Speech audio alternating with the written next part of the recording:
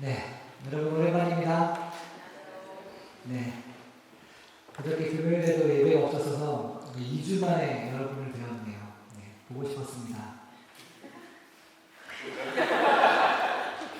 진심이 안 느껴지시나요? 진심을 좀 더 담아서 보고 싶었습니다. 네. 네. 덕분에 휴가 잘 다녀왔습니다. 즐겁고 이제 회복이 되는 시간이었습니다.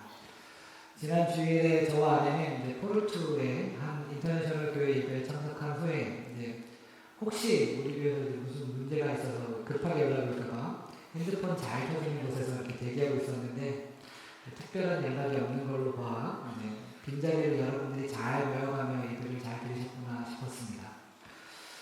우리 하나교회 김영성 목사님도 분립개척교회 첫 휴가를 다녀오는 게 마음이 영 편치 않았다. 그리고 주보가 안 나왔다. 뭐 이런 얘기가 있었는데 저도 이제 아무튼 주일 예배가 끝나기 전까지 좀 이렇게 마음이 편하지 않았다가 주일 예배가 잘 끝났다라고 하는 연락을 받은 후에야 이제 숙제가 끝났구나. 그래서야 진정한 의미의 이제 휴가를 보내지 않았나 싶습니다. 네, 이제 거의 8개월 되어가는 동안 기쁘게 잘 달려왔는데 또 막상 휴가를 보내고 보니까 되게 또 새롭고 리프레시된 마음으로 또 1년을 또 잘 달릴 수 있지 않을까 싶습니다.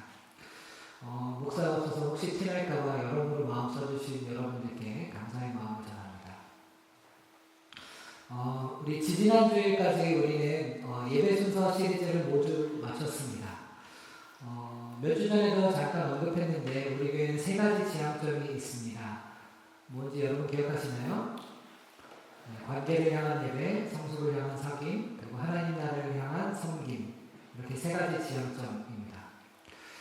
예배가 향하는 관계는 당연히 하나님과의 관계를 1차적으로 말하면서 동시에 우리의 예배가 이제 단순히 개인의 예배가 아니라 공동체 예배라는 점에서 이 예배가 향하는 관계는 하나님과의 관계뿐만 아니라 또 공동체와의 관계를 의미합니다. 그리고 성숙을 향한 사귐 역시 1차적으로는 사람들 사이에서의 사귐이 성숙을 향해 가면 좋겠다. 그냥 좋은 분위기를 유지하는 것으로서의 사귐이라기보다 우리의 사귐은 어떤 종류의 성숙함을 추구할 것인가. 그리고 역시 이러한 사귐이 이제 하나님과의 사귐도 포함된다면 그러면 우리는 어떤 방식으로 우리와 하나님과의 사귐을 성숙시켜 나갈 것인가. 그리고 이러한 예배와 사귐이 궁극적으로 지향하는 이 하나님 나라, 그리고 그 하나님 나라를 이 땅과 이 세상에서 구현해 나가기 위한 섬김. 그냥 나는 일단 모르겠고 섬긴다. 착한 일 같고 좋은 일 같으니까 섬긴다. 목사가 시키니까 섬긴다 하는 걸 넘어서 이 땅의 악함과 죽음의 다스림을 종식시키고 하나님의 다스림을 시작하기 위한 섬김을 지향한다. 이것이 우리의 3가지 지향점입니다. 이러한 3가지 지향점을 위해서 예배, 예배, 공동체, 그리고 양육, 그리고 섬김과 선교라고 하는 4가지 큰 테마를 우리가 돌려가면서 우리의 예배와 사역에 초점을 맞춰갑니다. 이제 분립개척한 지 이제 8개월 정도 지났고 지금까지는 예배라고 하는 테마에 계속해서 집중했었습니다. 우리가 지금까지 주일 예배와 주중 예배를 안정적으로 정착시키는 데 우리의 사역을 집중해왔고 또 그러한 점에서 우리의 예배에서도 예배 순서 시리즈를 통해서 이 첫 번째 테마를 우리가 잘 집중했다고 한다면 이제 올해 후반부에는 공동체라고 하는 테마에 집중하게 됩니다. 그리고 내년에는 양육, 그리고 하반기는 또 섬김과 선교라고 하는 테마에 집중하게 될 겁니다. 하여 오늘부터는 공동체에 대하여 하나님의 말씀을 함께 묵상하고 은혜를 나누려고 합니다. 물론 오늘 설교의 제목은 뭔가 한편으로는 예배순서 시리즈의 연장이 아닌가라고 생각이 드실 수 있으실 겁니다. 주안의 사랑방은 여러분이 모두 다 잘 알고 계시는 대로 예배 후에 우리가 함께 모여서 나누는 교제 시간을 말합니다. 처음에는 이제 목요일에서 부르는 대로 우리 교제 시간 혹은 빵 교제 시간이라고 이렇게 부르기도 했는데 이게 이제 이 시간만 교제 시간인 것도 아니기도 하고 또 그래서 커피 타임, 티 타임 뭐 이렇게 하기에도 좀 뭔가 아쉬운 부분이 있고 해서 고심 끝에 주안의 사랑방이라고 하는 네이밍을 달았습니다. 물론 마음이 바뀌어서 언제 또 바뀔지 모릅니다. 그렇지만 사랑방이라고 하는 게 여러분 뭔지 다 아시나요? 옛날 한국식 전통집에서 손님을 맞이하는 방이라는 점에서 나름 적합한 네이밍이지 않을까. 그리고 이게 안방은 아니라는 점에서 나름의 의미를 부여할 수 있지 않을까 하는 생각이 드는 내용이다 싶습니다. 주안의 사랑방 순서는 우리의 예배 순서 안에 들어가 있는 것은 아니지만 그럼에도 우리가 나름 많은 신경을 쓰고 있는 중요한 주일의 일정입니다. 예배를 통해서 우리가 하나님과의 관계를 맺고 또는 함께 예배하는 공동체와의 관계도 맺지만 사실상 공동체와의 관계를 실질적으로 맺어나가는 출발점이 바로 주안의 사랑방 시간이기 때문입니다. 교회라고 하는 것의 가장 본질적인 존재 이유는 예배에 있습니다. 학교는 가르치기 위해, 학교를 놀러 가기도 하죠. 그렇지만 기본적으로 사실은 학교는 가르치기고 가르치고 배우기 위해 있는 것이고 병원은 병을 치료하기 위해 있습니다. 경찰서는 치안을 하기 위해 있듯이 교회는 기본적으로 예배하기 위해서 있습니다. 그러나 이러한 단 하나의 존재 이유에만 매달리다 보면 마트에서 장을 보고 돌아가고 주유소에서 기름 넣고 돌아가듯이 교회에서도 예배하고 돌아가는 일들이 생깁니다. 교회가 침묵해 있는 것은 아니지만 마트나 주유소인 것도 아닙니다. 어제는 이들에 갔다가 오늘은 RB에 가는 것처럼 할 수 있는 게 아닙니다. 교회는 공동체입니다. 좀 더 구체적으로 예배하는 공동체입니다. 그것을 가질 수 있는 가장 기초적인 시간이 바로 주안의 사랑방 시간입니다. 짧은 시간이고 또 만날 수 있는 시간도 제한적이기 때문에 만날 수 있는 사람도 제한적이기 때문에 깊은 대화와 교제가 이루어지는 이제 안방이라고 하기는 저희가 좀 어렵습니다. 그러나 접촉적임이 생기는 순간, 요 순간을 우리가 사랑방이라고 하고 또 추후에 쌍모임이라든지 혹은 이제 개인적인 긴밀한 교제의 자리가 우리가 안방이 되지 않을까. 그래서 안방까지는 아니지만 우리가 서로가 서로에게 마음의 문을 열고 간단하게나마 삶을 나누고 고민들과 기도 제목을 나눌 수 있는 자리가 바로 주안의 사랑방입니다. 그런 점에서 주안의 사랑방은 예배라고 하는 테마에서 공동체라고 하는 테마로 넘어가기 위한 아주 중요한 시작점이라고 할 수 있습니다. 주안의 사랑방이야 예배가 중요하지 않겠어? 싶으실 수 있습니다. 당연히 예배가 중요하지요. 그런데 오늘 우리가 함께 읽은 본문의 사건을 좀 곰곰이 묵상해보면 그게 그렇게 쉽게 나누어진 문제가 아니라는 것을 알게 되실 겁니다. 오늘 우리가 함께 읽은 본문은 예수님이 십자가에 못 박혀 죽으신 이후에 부활하셔서 2명의 제자들에게 나타나신 사건을 기록한 내용입니다. 지금 이 시점은 예수님의 부활을 맨 처음 목격한 여자들이 예수님의 제자들에게 이 사실을 알렸고 그 믿기 어려운 소식을 들은 제자들과 또 다른 사람들이 깜짝 놀라서 예수님의 돌무덤으로 달려갔어요. 그리고 시신이 안치되어 있어야 할 그 무덤이 비어있다라고 하는 것을 확인한 이후였습니다. 그렇게 돌무덤을 제자들과 함께 확인한 무리들 중에서 2사람이 이제 예루살렘을 떠나서 엠마오라고 하는 마을로 돌아가면서 이게 어떻게 된 일이지? 라며 모든 된 일을 서로 이야기하며 길을 가고 있을 때의 이야기입니다. 그렇게 2사람이 엠마오로 가면서 이 이해되지 않는 상황에 대해서 이야기를 나누고 있는데 낯선 사람 한 사람이 합류합니다. 그분은 바로 예수님이셨으나 성경은 그 2사람의 눈이 가려워져서 그 낯선 사람이 예수님인 줄 알아보지 못했다라고 기록하고 있습니다. 그 낯선 사람, 그러니까 예수님이 2사람에게 묻습니다. 아니, 무슨 얘기를 그렇게 열심히 나누고 있습니까? 그랬더니 그 2사람은 아니, 당신은 예루살렘에서 있었으면서 이 한 이슈를 알지도 못하고 왜 모르고 있냐라고 하면서 예수님이라는 분이 계셨는데 우리는 이분이 이스라엘을 구원해 주실 분이다라고 구원해 주실 분이면 좋겠다고 생각했었는데 십자가에 못 박혀 죽으셨다. 그런데 오늘 이야기를 들어보니까 예수님이 부활하셨다는 이야기가 있더라. 그래서 가봤더니 무덤은 비어있다더라. 이게 어떻게 된 일인지 잘 모르겠다라고 하면서 이야기를 해주었습니다. 그러자 예수님이 대답해 주시죠. 아직 이 사람들은 아직 이 사람들은 예수님이 예수님인지 모르니까 사실은 예수님 자기 얘기지만 뭔가 제3자에 대한 이야기를 하듯이 이렇게 말씀해 주십니다. 야, 성경에 보면 메시아를, 이제 그리스도라고 우리는 메시아를 우리에게 보내주신다고 했는데, 야, 메시아가 그런 고난을 받는다라고 나오지 않았냐? 왜 그걸 안 믿고 이게 어찌된 일인지 하고 앉아있냐라고 하면서 메시아에 대한 성경의 기록들에 대해서 예수님이 자세히 설명해 주시기 시작하십니다. 그렇게 자세하게 설명해 주시다 보니 이제 엠마오라고 하는 마을에 이제 도착하게 되었고, 예수님의 설명이 너무 좋았던지 두 사람은 예수님에게 아이고 날도 저물어 가는데 우리 동네에 좀 머물고 가시면 어떠냐 그러면서 설명도 좀 계속해 주시고요 라고 부탁을 했지요. 그래서 예수님은 그 두 사람과 함께 엠마오에 머물기로 하시고 함께 식사를 하게 되셨습니다. 그리고 식사를 위해 빵을 가지고 축사하신 이후에 빵을 떼어서 그들에게 주셨습니다.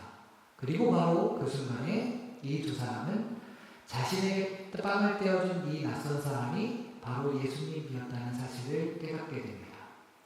그걸 깨닫는 순간 예수님은 사라지셨고 이 두 사람은 바로 예루살렘으로 다시 올라와서 제자들에게 예수께서 떡을 떼심으로 자기에게 알려주신 것을 알립니다. 이것이 오늘 우리 본문 전체의 이야기입니다. 이 전체 내용을 우리가 시간의 관점에서 세 가지로 나눠볼 수 있습니다.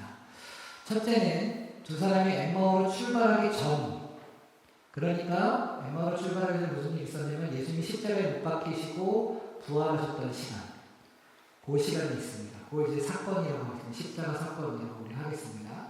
그리고 둘째는 엠마오로 가는 동안의 시간, 길 위에서의 시간. 두 사람이 서로 이야기하다가 예수님이 끼어들어서 성경을 풀어주시고 그럴 때 이 두 사람의 마음이 뜨거워지게 된 시간, 이걸 이제 해석이라고 하겠습니다. 사건에 대한 해석인 거죠. 그리고 셋째는 엠마오에 도착해서의 시간. 도착해서 뭘 했냐면 함께 떡을 떼고 함께 식사를 하는 시간이었습니다. 이걸 우리가 교제라고 해보겠습니다. 맨 처음 사건은 중요합니다.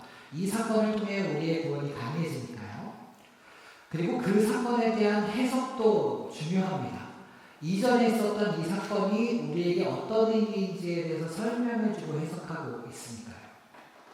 그런데 이 사람들이 예수님을 알아본 때가 언제예요? 바로 교제 때입니다. 예수님이 십자가에 달려 돌아가시는 순간, 정말 값지고 귀중한 순간이었어요. 그렇지만 그 순간에 이 사람들이 예수님을 알아본 것이 아니었습니다. 예수님의 부활, 우리 기독교 신앙에서 되게 중요한 부분을 차지하는데 이 예수님이 부활하셨던 그 순간에 이 사람들이 예수님을 알아봤을까요? 아니었습니다.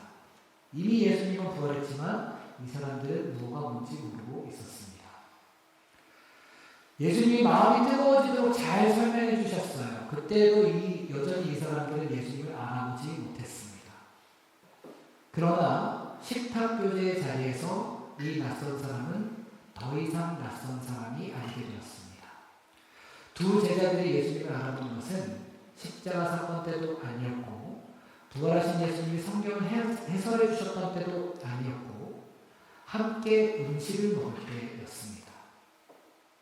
함께 먹을 때 그들은 예수가 어디에 계셨는지, 예수가 그들 가운데서 무슨 일을 하고 계셨는지 눈을 뜨고 볼 수 있게 되었습니다. 우리가 예배라고 부를 수 있는 부분들은 이 중에서 사건 내지는 이제 해석에 해당할 겁니다. 이 부분 아주 중요하지요. 이것 없이 그냥 밥만 먹는다고 해서 그냥 밥만 먹는 것은 그냥 어쩌면 정말 아무것도 아닐지도 모릅니다. 그러나 어쩌면 우리는 엄밀한 의미에서 이 사건과 해석이라고 하는 이 예배라고 하는 이 예배를 통해서 그 예배를 통해서 우리가 하나님을 아는 부분은 당연히 있겠지만 그것보다 사실은 교제를 통해서 하나님을 더 많이 알게 되기도 합니다. 우리가 잘 아는 말씀이죠. 예수님의 한 율법사가 묻습니다. 선생님, 율법 중에서 무엇이 어떤 계명이 가장 크니까? 예수님이 대답하십니다. 내 마음을 다하고 목숨을 다하고 뜻을 다하여 주 너의 하나님을 사랑하라 하셨으니 이것이 크고 첫째 되는 계명이요 둘째도 그와 같으니 내 이웃을 내 자신같이 같이 사랑하라. 첫째는 뭐예요? 하나님을 사랑하는 것. 둘째는 이웃 사랑입니다. 둘째이지만 그와 같다라고 하는 것은 하나님을 사랑한다는 것과 이웃을 사랑한다라고 하는 것은 같은 말이다. 이걸 조금 더 깊이 들어가면 하나님을 사랑한다는 것은 오직 이웃을 사랑함으로써만 가능하다라고 하는 말입니다. 예배가 중요한데 교제가 배제된 예배로서는 우리는 하나님을 알 수 없다라고 하는 이야기입니다. 과연 예수님은 이러한 교제의 진심인 분이셨습니다. 이런 식탁 교제에 얼마나 진심이셨는지 먹보요 술꾼이라고 하는 공격을 받을 정도였으니까 말입니다. 이러한 교제는 사실 기쁨의 자리입니다.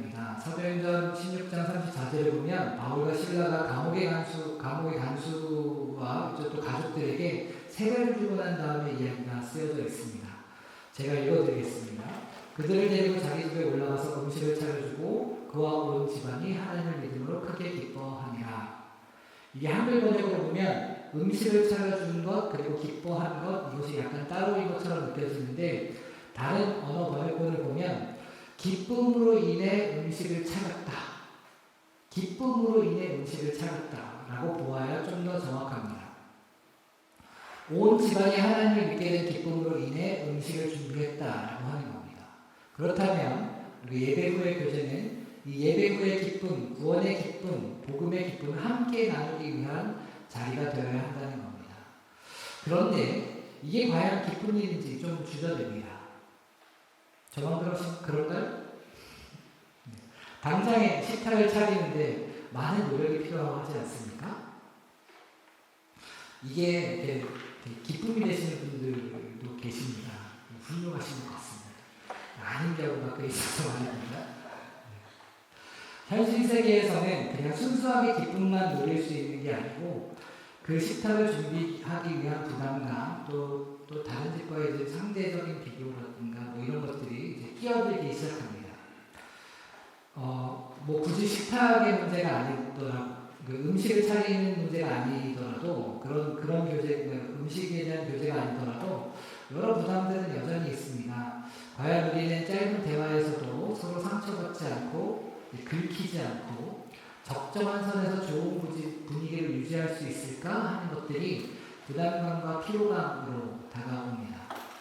그러다 보니 우리는 교제에서 얻을 수 있는 기쁨에 대해서 정작 집중하기보다는 그래서 그 기쁨에 대해서 집중하는 방법들은 점점 더 잊어버리고 그것보다는 교제로부터 파생되는 부담감과 피로감을 훨씬 더 빠르고 예민하게 캐치해냅니다.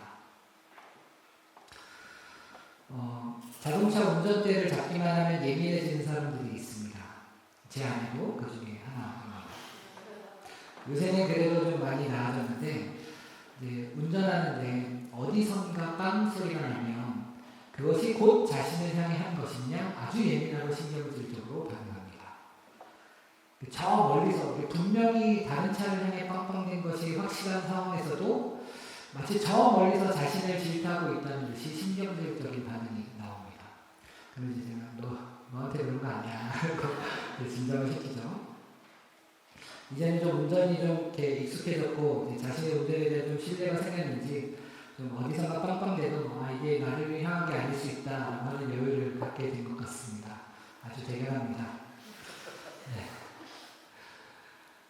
교제라고 하는 것 그리고 이제 그런 교제를 통해서 형성되는 공동체성은 분명히 기쁨을 누릴 수 있는 자리인데 우리가 기쁨에 집중하기보다는 부담감과 피로감을 더 예민하게 캐치하게 되는 이유는 무엇일까요?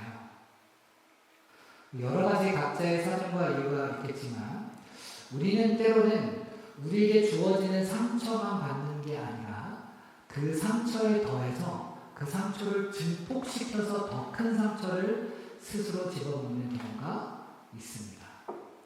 뒤에서 빵빵댈 때 자신에게 울린 경적이 아님에도 불구하고 자신을 향한 질타와 비난으로 받아들이는 것처럼 말입니다. 모든 일에 사실과 감정이 분리되어야 하는 것은 아니지만 어떤 때는 사실과 감정을 분리시키는 것이 참 도움이 될 때가 있습니다. 뒷차가 이제 경적을 울렸다는 것은 사실의 영역인데 그 경적을 울린 이유가 나를 지적하기 위해서 나를 우습게 보았기 때문이라고 하는 것은 감정의 영역입니다. 어쩌면 그 차가 실수로 경적을 울린 것일 수도 있고 또는 화장실이 정말 급해서 울린 것일 수도 있습니다. 우리가 받는 감정의 색깔과 크기가 상대방이 실제로 주는 감정의 색깔과 크기가 항상 같지는 않습니다. 그러나 뒷차가 경적을 울린 것을 거두절미하고 너 나를 무시했어. 나를 향한 공격이야 라고 기정사실화한다면 어떤 경우에는 상대방이 주지 않는 상처를 스스로 생산해내서 스스로에게 주는 적이 되기도 합니다. 당연히 교제를 통해서 우리는 기쁨만을 느껴야만 하는 것은 아닙니다. 사람 사이 관계는 그렇게 간단하지 않고 단순하지가 않습니다. 항상 어렵습니다. 그래서 의도와는 상관없이 상처를 주고받게 되기도 합니다. 그래서 지나갔다가도 멀어지게 되고 멀어지다가도 친하게 됩니다. 괜찮습니다. 원래 그런 겁니다. 그러나 상대방이 주는 상처만 받는 것이 아니라 상처를 스스로 만들어내서 나에게 주는 경우도 있습니다. 주변에 들리는 모든 경적 소리를 모두 나를 향한 것으로 받아들일 때 우리가 기쁨에 집중하기 어려운 것은 너무나도 자명한 일입니다. 기쁨에 집중하지 못하면 우리는 예수님을 알아보지 못하고 그저 낯선 사람으로 놔두게 되는 것입니다. 교제라고 하는 것 정말 참 어려운 것 같습니다. 이렇게도 연약하고 어려운 영역인데도 불구하고 엠마오의 두 사람이 예수님을 알아본 것이 십자가 앞에서도 아니고 예수님의 빈 무덤 앞에서도 아니고 또 예수님의 자세한 설명 앞에서도 아니고 빵을 떼시던 교제의 자리에서였다라고 하는 것은 우리에게 많은 것을 말해줍니다. 하나님을 사랑하는 것은 오직 이웃을 사랑함으로써만 가능하다는 것입니다. 예배와 공동체는 분리되는 것이 아니라는 것입니다. 그 모두를 통해 우리는 하나님을 알아보고 하나님을 알아보게 되는 것입니다. 뒷차의 경적 소리가 반드시 나를 질타하고 나를 무시하고 비난하는 것만은 아니라는 이 마음의 힘은 내면의 질서에서부터 나오고 우리는 그것을 평화라고 부릅니다. 평화는 감정이 아니라 치열한 내적 교통 정리입니다. 나를 향한 경적 소리를 겸허하게 받아들이면서도 동시에 나를 향하지 않는 경적 소리를 구분해내는 교통 정리가 바로 평화입니다. 이러한 평화는 느끼는 것이 아니라 이루어가는 것입니다. 교제를 통해 이루어가는 공동체는 이 모든 것을 감싸 안고 있습니다. 교제를 이뤄내다가 상처를 받게 될 가능성, 때로는 실패한 것 같은 상황을 마주하게 될 가능성, 돌이키기 어려워 보이는 상황에 빠질 가능성, 이 모든 가능성을 껴안고 있지만 그러나 그 안에서 우리가 이런 부담감과 피로감에 우리를 무디게 하고 그 안에서 기쁨을 발견하고 그 기쁨에 집중하게 될 때에 우리는 교제를 통해서 하나님을 알아보게 되고 교제를 통해서 하나님을 사랑하게 되는 신비를 경험하게 될 줄 믿습니다. 우리와 함께하는 이 낯선 사람, 우리와 함께하는 이 낯선 사람을 계속해서 낯선 사람 취급하지 마시고 예수가 어디에 계셨는지, 예수가 우리 가운데서 무슨 일을 하고 계셨는지 알아보게 되는 저와 여러분 되시기를 진심으로 축복합니다. 함께 찬양하겠습니다.